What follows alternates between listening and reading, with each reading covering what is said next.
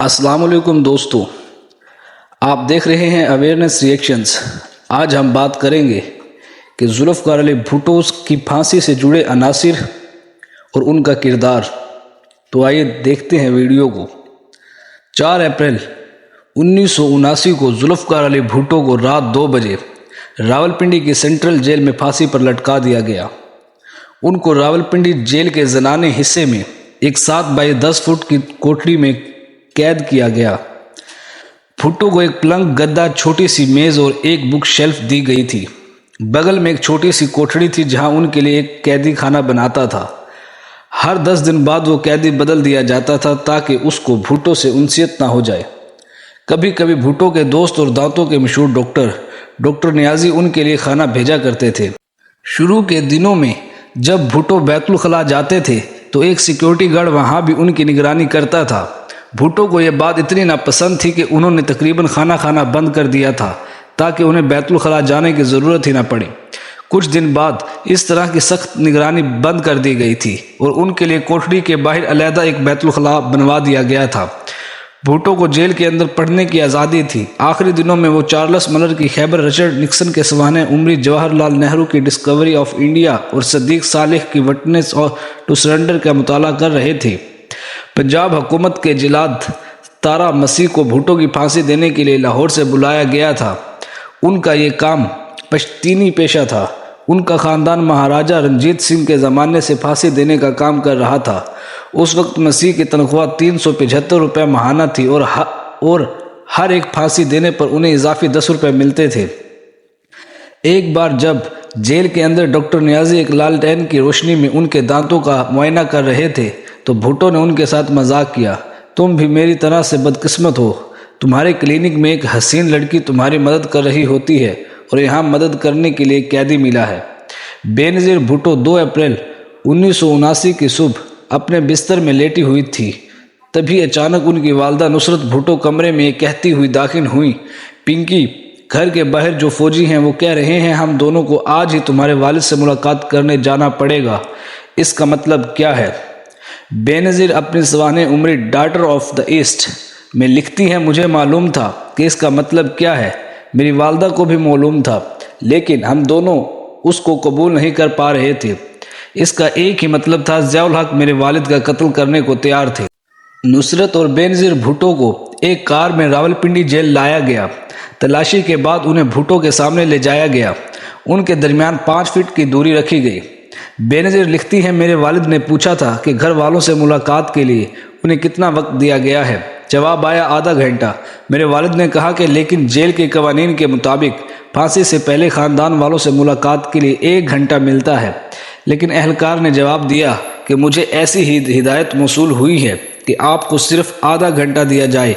वो ज़मीन पर एक गद्दे पर बैठे थे क्योंकि उनकी कोठरी से उन मेज़, कुर्सी और पलंग हटा दिए गए थे। बेनज़ीर मज़ीद लिखती हैं, उन्होंने मेरी लाई हुई किताबें और मैगज़ीन मुझे वापस कर दी।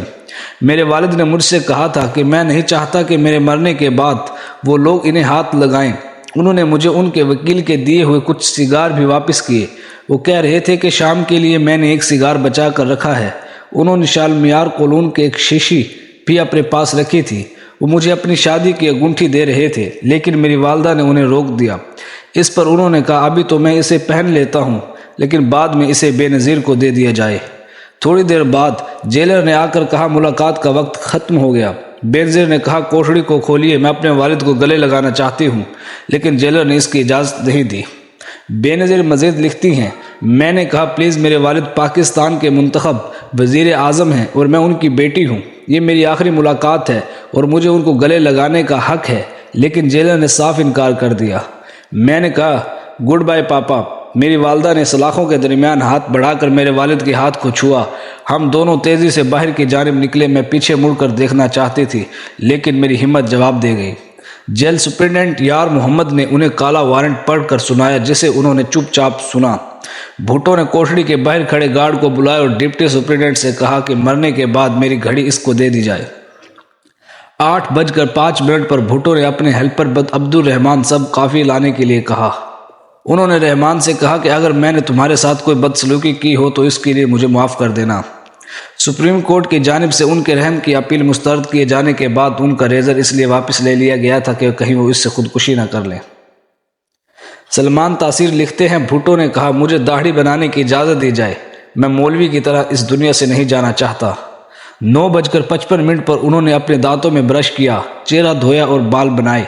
اس کے بعد وہ سونے چلے گئے۔ رات 1:30 بجے انہیں اٹھایا گیا۔ وہ ہلکے بادامی رنگ کی شلوار قمیض پہنے ہوئے تھے۔ جیل اہلکاروں نے تبدیل کروانے پر زور دیا۔ جب سیکیورٹی اہلکاروں نے ان کے ہاتھ پیچھے باندھنے کی کوشش کی تو انہوں نے اس کی مخالفت کی۔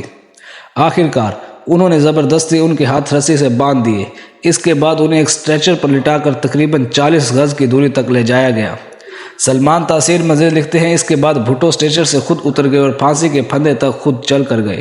جلاد نے ان کا چہرہ کالے کپڑے سے ڈھانپ دیا، ان کے پیر باندھ دیے گئے۔ جیسے ہی 2:04 پر مجسٹریٹ بشیر احمد خان نے اشارہ کیا، جلاد تارا مسیح نے لیور کھینچا۔ بھٹو کے آخری الفاظ تھے، فنش اٹ۔ اس زمانے میں راولپنڈی سینٹرل جیل میں خفیہ اہلکار کرنل رفیع الدین اپنی کتاب بھٹو کی آخری 223 دن میں لکھتے ہیں، تھوڑی دیر بعد ایک خفیہ ایجنسی کے فوٹوگرافر نے آ کر بھٹو کے پرائیویٹ پارٹس کو فوٹو اتارے۔ حکومت اس بات کی تصدیق کرنا چاہتی تھی کہ آیا بھٹو کے اسلامی طریقے سے ختنے بھی ہوئے تھے یا نہیں۔ تصاویر اتارنے کے بعد اس بات میں کوئی شک نہیں رہا کہ بھٹو کے ختنے ہوئے تھے۔ بعد میں شیام بھاٹیا نے اپنی کتاب گڈ بائے شہزادی میں لکھا کہ بے نظیر نے انہیں خود بتایا تھا کہ بھٹو کو موت کے بعد بھی اس بے عزتی سے گزرنا پڑا تھا۔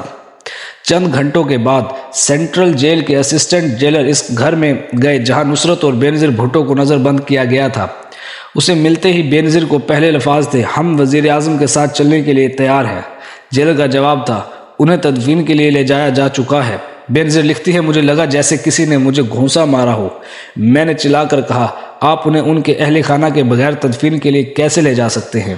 اس کے بعد اس جیلر نے بھٹو کی ایک چیز بے نظیر کو سونپی۔ بے نظیر لکھتی ہیں، اس نے مجھے پاپا کی شلوار قمیض دی جو پاپا نے مرنے سے پہلے پہن رکھی تھی۔